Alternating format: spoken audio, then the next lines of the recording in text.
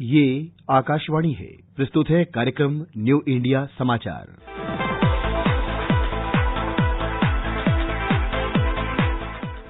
नमस्कार, आकाशवाणी के समाचार सेवा प्रभाग की प्रस्तुति न्यू इंडिया समाचार में आपका स्वागत है। श्रोताओं, इस बार हम आपके समक्ष लेकर आए हैं पत्रिका का 16 से 30 जून का अंक, जिसकी आवरण कथा आजाद भारत के नए संसद भवन और लगभग सभी समाचारों पर कार्यक्रम की पिछली कड़ियों में आपसे विस्तृत चर्चा हुई। आज बात करते हैं इस अंक के अमृत महोत्सव की।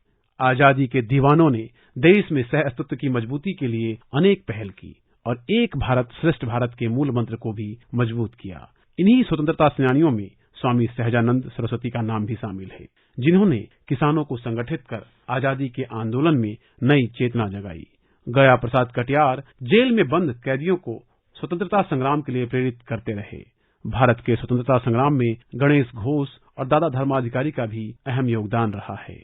आजादी के अमृत महोत्सव की श्रृंखला में इस बार इन्हीं स्वतंत्रता सेनानियों की कहानी, जिन्होंने अलग अलग संस्कृति, भाषा, खान पान और वेशभूषा को अपनी ताकत बना अंग्रेजों से हासिल की आजादी। श्रोताओं, अमृत महोत्सव की श्रृंखला के तहत इस अंक में शामिल महानायकों की वीर गाथा से पहले आइए सुनते हैं कि प्रधानमंत्री नरेंद्र मोदी किस तरह आजादी के आंदोलन के समय उपजे विश्वास की तरह ही अब विकसित भारत का सपना संजोए हुए हैं। साथियों, आपको ध्यान होगा 15 अगस्त को लाल किले से मैंने कहा था, यही समय है, सही समय है। हर देश के इतिहास में ऐसा समय आता है जब देश की चेतना नए सिरे से जागृत होती है। भारत में आजादी के 25 साल पहले, 47 के पहले 25 साल याद कीजिए, आजादी के 25 साल पहले ऐसा ही समय आया था। गांधी जी के असहयोग आंदोलन ने पूरे देश को एक विश्वास से भर दिया था। गांधी जी ने स्वराज के संकल्प से हर भारतवासी को जोड़ दिया था। ये वो दौर था जब हर भारतीय आजादी के लिए जी जान से जुट गया था। इसका नतीजा हमने 1947 में भारत की आजादी के तौर पर देखा। आजादी का ये अमृतकाल भी भारत के इतिहास का ऐसा ही पड़ाव है। आज से 25 साल बाद भारत अपनी आजादी के 100 वर्ष पूरे करेगा। हमारे पास भी 25 वर्ष का अमृत कालखंड है। इन 25 वर्षों में हमें मिलकर भारत को विकसित राष्ट्र बनाना है। लक्ष्य बड़ा है, लक्ष्य कठिन भी है, लेकिन हर देशवासी को आज इसके लिए जी जान से जुटना ही है। नए प्रण लेने हैं, नए संकल्प लेने हैं, नई गति पकड़नी है। स्वामी सहजानंद सरस्वती, जिन्होंने किसानों को संगठित कर स्वतंत्रता आंदोलन में जगाई नई चेतना। किसानों को संगठित करने वाले स्वामी सहजानंद सरस्वती का जन्म 22 फरवरी 1889 को उत्तर प्रदेश के गाजीपुर में हुआ था। पहले उनका नाम नवरंग राय था। किसानों के हितों के लिए संघर्षरत सहजानंद एक प्रतिभाशाली बुद्धिजीवी, सशक्त लेखक और समर्पित क्रांतिकारी थे। सहजानंद सरस्वती का जीवन किसानों के अधिकारों की रक्षा के लिए समर्पित रहा। विदेशी हुकूमत द्वारा किए जा रहे शोषण के खिलाफ लाखों किसानों को संगठित कर उन्होंने स्वतंत्रता आंदोलन में एक नई चेतना जगाई।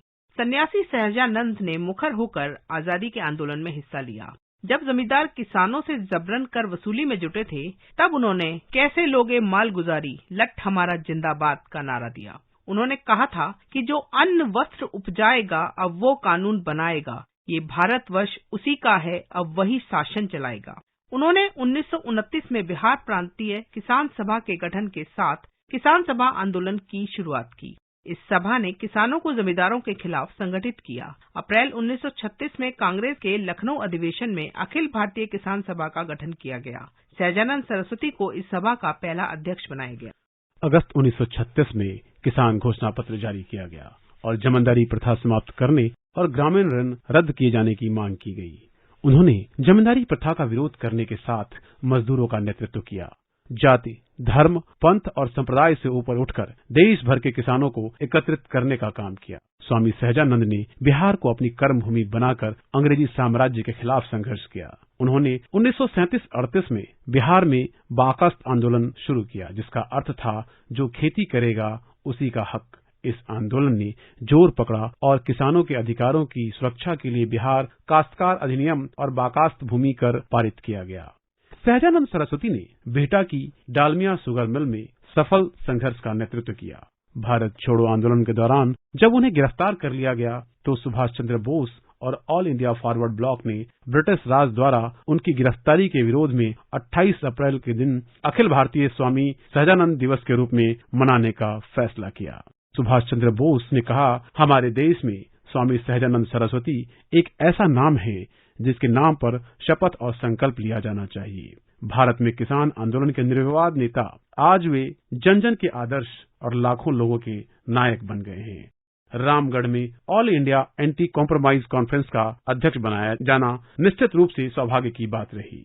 मेरे लिए एक मित्र, एक चिंतक और मार्गदर्शक के रूप में उन्हें पाना बहुत बड़ा सम्मान है। उनके नेतृत्व का अनुसरण करते हुए बड़ी संख्या में किसान आंदोलन के अग्रणी नेता फॉरवर्ड ब्लॉक से जुड़े हैं। 26 जून 1950 को उनका निधन हो गया। गया प्रसाद कटियार, जिन्होंने कैदियों को स्वतंत्रता संग्राम के लिए किया प्रेरित। भारत के स्वतंत्रता संग्राम के सबसे समर्पित सैनिकों में से एक गया प्रसाद कटियार का जन्म 20 जून 1900 को उत्तर प्रदेश के जगदीशपुर में हुआ था। उनके दादा महादीन कटियार ने 1857 के प्रथम स्वतंत्रता संग्राम में बढ़ चढ़कर हिस्सा लिया था, जिसकी कहानियां सुनकर उनके मन में अंग्रेजों के प्रति नफरत पैदा हो गई थी। उन्होंने शहीद भगत सिंह और बाकी क्रांतिकारियों के साथ आजादी के आंदोलन में सक्रिय भूमिका निभाई थी। अंग्रेजों के कान खोलने के लिए भगत सिंह और बटुकेश्वर दत्त ने संसद भवन में जो बम फेंके थे वे भी उनकी देखरेख में ही बने थे। उन्होंने 1921 के असहयोग आंदोलन में हिस्सा लिया। वह 1925 में हिंदुस्तान सोशलिस्ट रिपब्लिकन एसोसिएशन में शामिल हो गए। साथ में चंद्रशेखर आजाद और भगत सिंह से जुड़ गए। बाद में लाहौर षड्यंत्र मामले में उनका नाम आया और 15 मई 1929 को अंग्रेजों ने उन्हें सहारनपुर से गिरफ्तार कर लिया। अंग्रेजों ने उनके साथियों का पता पूछने के लिए उन्हें काफी प्रताड़ित किया, लेकिन वह टस से मस नहीं हुए।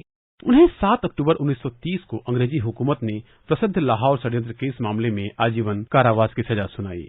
इसी मुकदमे में सरदार भगत सिंह, सुखदेव और राजगुरु को भी फांसी की सजा सुनाई गई थी। वह अपने सहकैदियों के साथ लाहौर जेल में भूख हड़ताल में शामिल हुए। जब उन्हें अंडमान की सेलुलर जेल भेज दिया गया तो वहां भी भूख हड़ताल में शामिल हुए।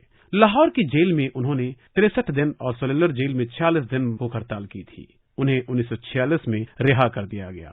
वह जेल में भी कैदियों को क्रांतिकारी बनने और आजादी की लड़ाई में शामिल होने के लिए प्रेरित करते रहे।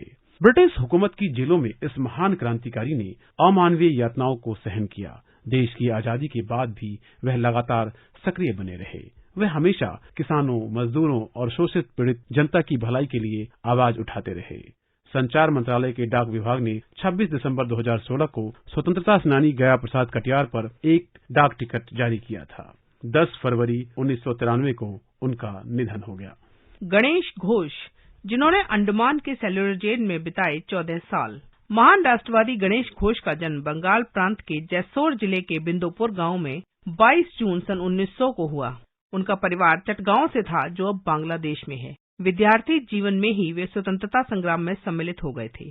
गणेश घोष उन क्रांतिकारी समूहों के सदस्य थे जिन्होंने ब्रिटिश औपनिवेशिक शासन से भारत की स्वतंत्रता हासिल करने के साधनों के रूप में सशस्त्र विद्रोह का पक्ष लिया था। अंग्रेजों ने मणिकतला बम मामले में घोष को गिरफ्तार किया था। इस मामले में कोई प्रमाण नहीं मिल पाने के कारण उन्हें कोई सजा तो नहीं हुई थी, लेकिन सरकार ने उन्हें करीब 3 वर्ष नजरबंद रखा। जेल से रिहा होने के बाद वे प्रसिद्ध क्रांतिकारी सूर्यसेन के संपर्क में आए और अंग्रेजों की सत्ता समाप्ति करने के बारे में सोचने लगे। ऐसे में वे जुगांतर पार्टी में शामिल हो गए और सक्रिय सदस्य बन गए। उन्होंने 18 अप्रैल 1930 को सूर्यसेन और अन्य क्रांतिकारियों के साथ चटगांव शस्त्रागार छापेमारी में भाग लिया। इन क्रांतिकारियों ने वहां के शस्त्रागार और टेलीफोन तार स्थानों पर एक साथ आक्रमण कर दिया। इनका इरादा शस्त्रागार पर कब्जा करना था। इस आक्रमण से क्रांतिकारियों को शस्त्रागार से शस्त्र तो मिल गए, पर गोला बारूद नहीं मिल सका। इस बीच गणेश अपने साथियों से बिछुड़ गए और फ्रांसीसी बस्ती चंदन नगर चले गए। बाद में पुलिस ने उन्हें गिरफ्तार कर लिया। उन्हें कोलकाता लाया गया और मुकदमे के बाद 1932 में उन्हें आजीवन कारावास की सजा हुई। सजा के लिए उन्हें पोर्ट ब्लेयर की सेल्युलर जेल भेज दिया गया। वे 14 साल तक इस जेल में बंद रहे। 1946 में जेल से छूटने के बाद वे राजनीति में आ गए। उन्होंने आजादी के बाद भी अनेक आंदोलन में भाग लिया। अंतिम सांस तक देश सेवा के लिए समर्पित रहे। वह 1952, 1957 और 1962 में बेलगछिया से पश्चिम बंगाल विधानसभा के लिए चुने गए। 1967 में वे चौथी लोकसभा के सदस्य बने। 16 अक्टूबर 1994 को 94 साल की उम्र में गणेश घोष का निधन हो गया। दादा धर्माधिकारी, जिन्होंने दलितों और महिलाओं के उत्थान में लगाया जीवन। प्रसिद्ध भारतीय स्वतंत्रता संग्राम सेनानी, गांधीवादी चिंतक एवं अनेक क्रांतिकारी पुस्तकों के लेखक शंकर त्र्यंबक धर्माधिकारी का जन्म 18 जून 1899 को मध्य प्रदेश के बैतूल जिले में हुआ था। वह देश के महान गांधीवादी नेता थे जो लोगों के बीच दादा धर्माधिकारी के नाम से विख्यात थे। दादा धर्माधिकारी ने अपना अधिकांश समय दलित और महिलाओं के उत्थान में लगाया। वह वैचारिक क्रांति के पक्षधर थे। उनकी मान्यता थी कि समाज में परिवर्तन के लिए लोगों के विचारों में परिवर्तन आवश्यक है। दादा धर्माधिकारी हिंदी, संस्कृत, मराठी, बांग्ला, गुजराती और अंग्रेजी भाषा के अच्छे जानकार थे। एक लेखक के रूप में उनकी 2 दर्जन से अधिक पुस्तकें प्रकाशित हुई हैं। वह आजादी के आंदोलन में लगातार सक्रिय बने रहे। जब वे नागपुर में शिक्षा ग्रहण कर रहे थे, उसी समय महात्मा गांधी ने असहयोग आंदोलन शुरू किया। उसी दौरान उन्होंने पढ़ाई छोड़ दी। उन्होंने कोई बड़ी डिग्री हासिल नहीं की थी, लेकिन स्वाध्याय से ही अपने समय के विचारकों में महत्वपूर्ण स्थान बना लिया था। वे गांधी सेवा संघ के सक्रिय कार्यकर्ता थे। भारत छोड़ो आंदोलन की गिरफ्तारी से छूटने पर वे मध्य प्रदेश विधानसभा और संविधान परिषद के सदस्य चुने गए। आचार्य विनोबा भावे के साथ उनका बहुत निकट का संबंध था और उन्होंने भूदान आंदोलन में भी भाग लिया। पंडित दीनदयाल उपाध्याय शताब्दी समारोह और स्वामी विवेकानंद के शिकागो में दिए गए भाषण की 125वीं वर्षगांठ के अवसर पर छात्रों के सम्मेलन में प्रधानमंत्री नरेंद्र मोदी ने दादा धर्माधिकारी को याद किया था। उन्होंने कहा था कि महात्मा गांधी जो कहते थे उसको व्यक्त करने का काम जीवन के द्वारा विनोबा भावे ने किया। विनोबा जो सोचते थे उसको शब्दों में ढालने का काम दादा धर्माधिकारी के चिंतन में दिखता है। साथ ही प्रधानमंत्री मोदी ने उस कार्यक्रम में धर्माधिकारी की एक किताब में नौकरी मांगने वाले के मजेदार प्रसंग का भी जिक्र किया था, जिसमें बताया है कि शिक्षा ग्रहण कर ली लेकिन हुनर नहीं बता पाया नौकरी मांगने वाला युवक। 1 दिसंबर 1985 को उनका निधन हो गया। श्रोताओं, व्यक्तित्व की कड़ी में इस अंक में मनोज कुमार पांडे को शामिल किया गया है, जिन्होंने कारगिल युद्ध में जय महाकाली आयो गोरखाली से जोश भरा और अंतिम क्षण सैनिकों से बोले ना छोड़नू। 25 जून इनकी जन्म जयंती है। कारगिल युद्ध में राष्ट्र रक्षा के लिए बहादुरी से दुश्मनों का मुकाबला करने वाले मनोज कुमार पांडे का एक ही संकल्प था, इंडिया फर्स्ट, यानी राष्ट्र सर्वप्रथम। राष्ट्र की सुरक्षा में अपने प्राणों की आहुति देकर वीर गति को प्राप्त हुए मनोज पांडे को मरणोपरांत परमवीर चक्र से सम्मानित किया गया। इस युद्ध के दौरान उन्होंने अदम्य साहस, वीरता और असाधारण नेतृत्व का परिचय दिया, जिस पर संपूर्ण राष्ट्र को गर्व है।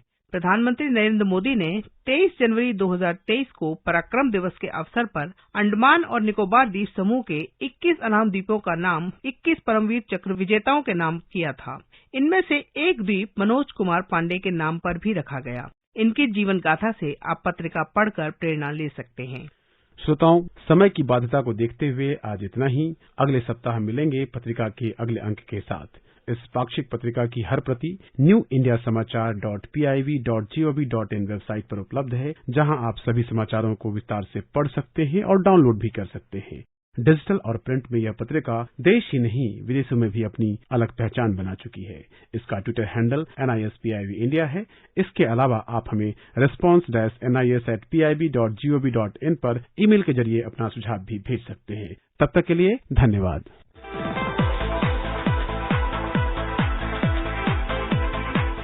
अभी आप सुन रहे थे कार्यक्रम न्यू इंडिया समाचार, जिसे प्रस्तुत कर रहे थे संतोष कुमार और नलिनी शर्मा। ये कार्यक्रम आकाशवाणी के समाचार सेवा प्रभाग द्वारा प्रस्तुत किया गया। इसे आप हमारे mobile app news on AIR और YouTube channel news on AIR official पर भी सुन सकते हैं।